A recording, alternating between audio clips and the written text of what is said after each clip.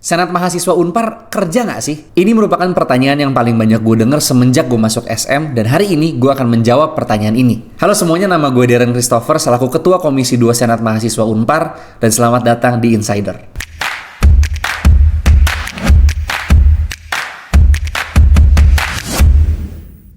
Nah, sebelum gue menjawab pertanyaan tadi, gue mau introduce teman-teman dulu kepada apa sih sebenarnya SM Unpar itu. Menurut Anggaran Dasar dan Anggaran Rumah Tangga Persatuan Mahasiswa Unpar tahun 2020 dan juga Peraturan Rektor Unpar tentang Organisasi Kemahasiswaan tahun 2018, Senat Mahasiswa Unpar merupakan lembaga legislatif di tingkat universitas dengan 3 fungsi utama: fungsi aspiratif, fungsi legislatif, dan fungsi pengawasan.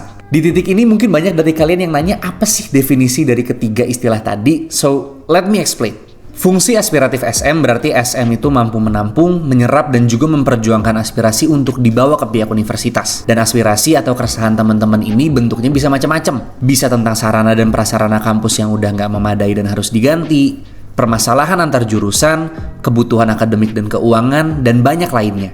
Gue mau kasih disclaimer sedikit bahwa memang komitmen SM Unpar itu terletak pada memperjuangkan aspirasinya, bukan mengabulkannya. Kenapa? Karena kita di sini sadar bahwa yang memiliki keputusan akhirnya memang tetap universitas. Caranya gimana untuk teman-teman bisa masukin aspirasi kalian? Gampang banget. Caranya kalian tinggal add WA kita di bit.ly/smchat, atau kalian bisa akses website kita di bit.ly/suaramhs. Tinggal masukin permintaan kamu di laman masukkan aspirasi dan langsung kita proses. Nah, tenang aja, di sini semua identitas teman-teman bersifat anonim dan dirahasiakan. Berikutnya, istilah legislatif secara utuh berarti hal-hal yang berkaitan sama peraturan. Oleh karena itu, SM Unpar juga mampu untuk membuat, mengkaji, dan memberikan rekomendasi amandemen peraturan kepada pihak kampus mengenai peraturan-peraturan yang berkaitan dengan kehidupan mahasiswa. Misalnya peraturan soal organisasi kemahasiswaan dan mekanisme pelaksanaannya. Yang terakhir, fungsi pengawasan SM Unpar diwujudkan sewaktu kita engage dengan kegiatan dan proposal dari BEM, HMPS, dan UKM untuk memastikan semuanya berjalan dengan lancar dan sesuai dengan visi misi universitas.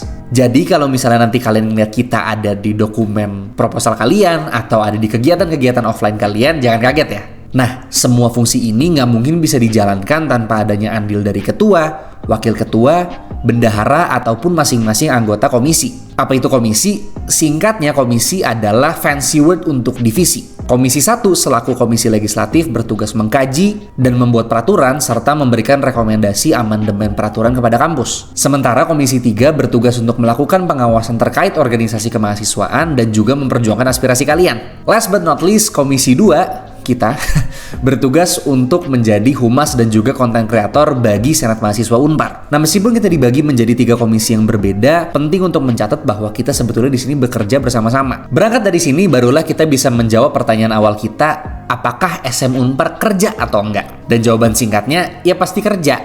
Karena kita organisasi kampus, dan kalau misalnya nggak ada kerjaannya, udah pasti dibubarin sama kampus. Tapi, apa aja yang udah dikerjain sama SM Unpar? Nah, menurut gue itu pertanyaan yang lebih menarik. Berdasarkan data yang ada, bahkan SM tahun lalu aja udah berhasil memperjuangkan 4.500 aspirasi dari 4.700 aspirasi yang diterima. Dan salah satu yang paling terkenal adalah sewaktu SM Unpar berhasil menegosiasikan tarif parkir kendaraan mahasiswa di kampus. Di sisi lain, SM Unpar juga udah berhasil merumuskan peraturan yang mengatur hak dan kewajiban Senat Mahasiswa dengan badan pemeriksa terkait pengawasan organisasi kemahasiswaan. Dan tahun ini aja kita udah berhasil mencapai beberapa milestones dalam pekerjaan kita selama kurang lebih 6 bulan pertama ini. Misalnya melalui pembuatan Insider ini, atau pembuatan WhatsApp official supaya teman-teman lebih gampang untuk bisa reach out ke kita, dengan melakukan safari lembaga bareng BEM, bareng BP, dan juga bareng HMPS dan UKM. Dan yang paling baru, berhasil memperjuangkan aspirasi kalian semua untuk membuka pendaftaran MKU di semester pendek. Gimana? Cukup menarik kan untuk bisa tahu tupoksi dan capaian SM Unpar sampai sejauh ini? Gue harap episode pertama dari serial Insider ini cukup insightful dan cukup menarik buat teman-teman semua. Karena we'll be back dengan episode-episode Insider lainnya yang lebih menarik. Kalau kalian suka dengan konten ini, jangan lupa untuk like, share, dan subscribe. Dan tungguin episode Insider yang lainnya. Kami Senat Mahasiswa Unpar yang bergerak untuk menjadi semakin berdampak.